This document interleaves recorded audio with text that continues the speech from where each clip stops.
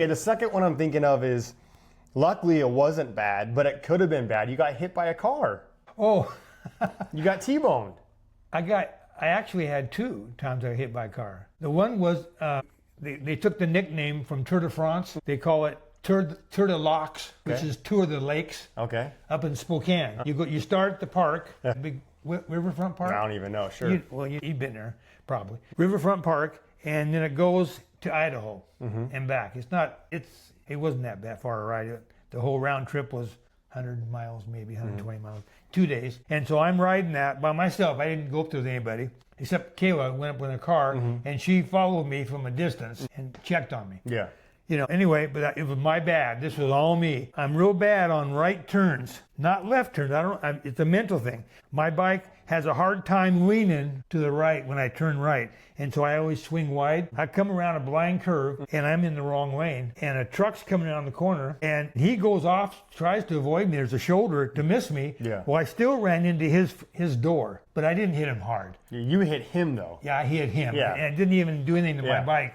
But I made a dent in his truck, and I gave him the information. When I got home, I'm honest. My insurance company took care of him, fixed it. That was one. And a different one, I'm riding home after a bike class ride. Yeah, that was here in Tri-Cities. Yes. Yeah. That was on a holiday weekend. It was like a holiday, Memorial Day or something, doesn't matter. I'm riding home on one of these side streets, and it's where you have stop signs on some of the side streets. Yep. And my street didn't. I had the right of way. Well, I see this car or whatever, truck, come up to a stop sign, and he stops, and I'm going on through, and then just as I get right in the middle, he comes out and takes me down. I didn't get hurt, except for I cracked my ankle. Yeah. And broke the front fork on my bike. Yeah. He gave me a ride home, gave me all the information, they took care of it, and I got healed up, but I didn't get all beat up. But, that's it. That's a lot, though. That's crazy. All right, so let's talk about some more lighthearted ones. Have you had friends, or I think maybe you, or maybe even this happened to someone you knew, it was Kayla. You put your bike on top of a car or back apart, when you're traveling, right? If you don't have a truck, it's not going to go in the back. Yeah. It's going to be on top of the car. You may have seen, bikes on top of cars. And one of you or somebody's pulled into a garage and... Okay. Actually, it was in town. I don't remember how we ended up with 2 cars. I went for a bike ride with somebody's birthday party in Richland. And so I guess I met him over there or something. I don't know. Anyway, she went home and my bike was up on the car. And she'd never driven that car with the bike up there. Yeah. The only time it was up there, I drove it. Well, she drove home and I came home later and I noticed I noticed her car was in the garage. I just glanced, and I thought, wow, she pulled my bike off the rack by herself. And so I park my car and get out, and she comes out and looks at me, and she told me later she was scared that I would be mad. For sure, yeah. I would think you'd be mad too. No, she wasn't. Anyway, I said, I didn't even notice that. She said something, and then I walk up and look, and I see the car. What had happened was she just came home and hit the button on the door and drove right in. The neighbors across the street saw it too, which is worse. Yeah. But anyway, and she drove right in, and what happened was, when she drove in, it just took the rack. Slid the rack off. The rack came off the car, off the back, and with the bike, of course. Yeah.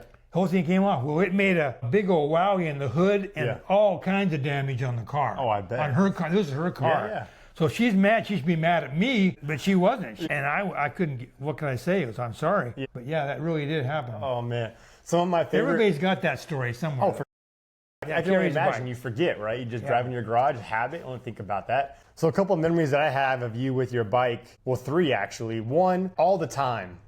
People are like, oh yeah, I saw your dad today driving. Now, especially with your beard, people know who you are because your beard. Now it is me, right? They're always telling me, tell your dad to scoot over. He's hogging the road, right? It's all you bikers are always hogging the road. I know. And then I always have people say, oh, your dad's a bike rider. That's awesome. They always think motorcycle. I'm like, no. He's a bike rider. And then also growing up, all my friends, all my teammates always knew you because you showed up to my games on your bike. Sometimes and they did that. Your spandex and your bike shirt all the time with your helmet all sweaty, getting in the work. And then one of the sadder ones was we were playing in Boise. You always bring your bike on our trips because you got your routine, right? You're all about your routine. Well, there's a lot of downtime where you guys are just practicing. Yeah, sure. Going And what happened stuff. when you went to, what happened on that trip? It wasn't a bike accident, but it was bike related. Yeah, I went in the park and used the bathroom. Yeah. They just washed the floors. Yep. And they were all wet, and I had those cleats on The there. clips, yeah. And I went down, and I didn't know it till I got home, but Yeah. I tore Tore rotator cuff. rotator cuff. It was remember that. eating aspirin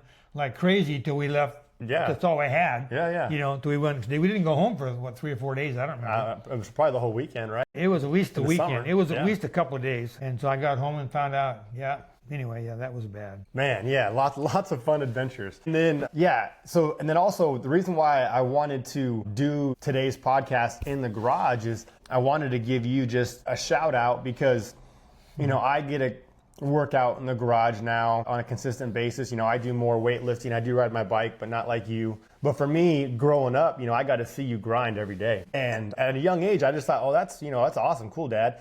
But then as I got older, I realized, man, that's not normal, you know, and that's pretty stinking awesome. And so now I get to try to carry on your legacy of just grinding every day. A little bit different than you, but so I want to thank you for always inspiring me, showing me the right way, but also playing catch with me. Mm-hmm. You always show up to all my games. You never miss a game. You never miss my kids' games now. It's pretty cool that you continue to do that. Playing catch with me in the backyard was one of my favorite things ever. And then also shooting free throws. We'd always have our free throw contest. Yeah, we had fun doing that. Every day we'd keep track with the chalk. That was a blast. And then also too, this is so super random, but my outside faucet is right outside the corner here. Yeah. That's where I fill up my water bottle in the summertime. Sometimes in the winter if the garage is open. But what was crazy is at our old house, the faucet was in front of my window. And so I always knew as a kid when you got home from your bike ride, because I'd hear your faucet turn on. Okay, cool. And so in my head, still to this day, every time I turn my faucet on, I think of you. Flashback? And I think of like, keep working. Yeah. As one of our baseball players told me the other day, just keep stacking days. But the last thing I want to say, cherry on top of all the habits, of all the incredible things that I picked up from you, especially patience, is I saw you read your Bible every day. Thank you. Yeah. Every day. It was on the table with your devotional. And you always challenged me to establish that for myself. And I've been able to do that in my life, right? And so the example you've been to me has been incredible, you know, on every level. And so I just want to say I love you. I'm thankful for you, and I'm thankful that you're doing this because I'll get to have this forever. And then the other habit you taught me was this, the pat, squeeze, squeeze. I love you. You used to always do that in the car. Me and Justin now still do that to each other. And I do it to Vale and Beta now. Awesome. On the way to school. I'm sure they love it. They do. They're like, sometimes Vale will tell me, Dad, you forgot the pat, squeeze, squeeze. And I'm like, my bad, and I'll do it. And so, man, I love you. I love you too. So thankful for you. And love your story. The bike riding piece is just a small piece of your story, but it's something that I wanted to highlight today. 80,000 miles, man, and counting. You still got 20 years left, Dad. Yeah, okay. You're hitting 100. Okay. Hey, on your 100th birthday, do my miles. You're gonna do 100 miles. No, you're gonna do 100 miles. But hey, I always try to ask this question, like. The life that you've lived, right? You're going on 80 years this November. Like, if you could leave some advice for, you know, like Veda, like what life advice, just like a sentence, a habit, a saying, if it shoulda, coulda, woulda, life's not fair, all the stuff you like to say to us when I was your age. No, but on a serious note, like what life advice would you leave somebody? Enjoy every day, because we don't know what tomorrow brings, period. And as you get, now that I get my age, in fact, until I retired, I didn't really, when you're growing up raising your family and all this stuff, it's just how we are. We don't mean to take things for granted, but we're so busy with things that are important, your wife, your kids, and your job, and everything you're doing. But now that I'm retired, I can really say every day I get up and say, thank you, Lord Jesus, for this day. Mm-hmm. I'm thankful, I'm here, I'm vertical, and I want to enjoy today. Because I'm retired, I have more free time to think about these things. But yeah, you enjoy every day. I love it, man. Enjoy every day. All right, hey, I love you, Dad. Give me a hug. Love you. Yep, love you. Hey, before we go, tell the audience who the real GOAT is, Michael Jordan or LeBron James. I have to say LeBron, but I do love Michael Jordan. But I love LeBron. I love them both. But yeah, I mean, you know, he's a monster. Yeah. He's just so big. We got to get LeBron on the pod. Well, yeah, and you need to tell your people, you won't ever tell them, I'll tell them, but I tease you about him being your little brother because you guys were born almost, not twins, but a month apart. Yeah. Your birthday is November 6th, 18th. Yeah. His is December 30th to 31st, I forget. It's right around there, yeah. It's the end of the same year, 84. So you're almost twins. He's built just a little bit different than you, a little bit taller. A lot different, yeah. Might be a little bit better at you than as a basketball player. I love how you said you need to tell your people. Like, I have people. Oh, people. There ain't no people. There ain't no people. Did I say? You did. Like, let me go talk to my agent and my marketing manager. Yeah. All that fun. So, all right, I got to get off this pod now. Hey, great job. Right. Love you, Pat. Thank Pat, you. squeeze, Love you. squeeze. Love you.